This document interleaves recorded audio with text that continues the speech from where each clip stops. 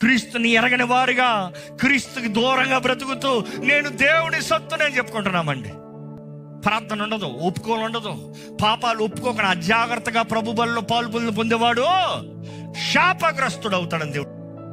ఈరోజు ఎంతో మంది క్రీస్తుని అవమానపరుస్తూ బాప్తిజం తీసుకునేవాడు ఇంకా నా ఇష్టము అన్నవాడు. నాకు ఇష్టం వచ్చేలాగా నేను జీవిస్తా.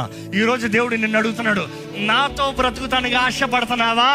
అంత త్యాగం చేసి, అంత జరిగించి ముగించి, నీ కొరకు స్వరూపమైనను సొగసైనను లేని వాడిగా మార్చబడి నగ్నంగా శిలువ మీద వేలాడి నీ సిగ్గు, నీ భారంని, నీ శాపాన్ని, నీ మోసాన్ని అంతా భరించి ఈరోజు నేను అడుగుతున్నాడు, రా, నిన్ను ప్రేమిస్తున్నాను, నీ స్థానంలో నేను మరణించినాను, నువ్వు నాతో బాప్తిజంలోకి అడుగు పెడతాంతో పాతవన్నీ గతించాను, సమస్తము కృతమవుతుంది.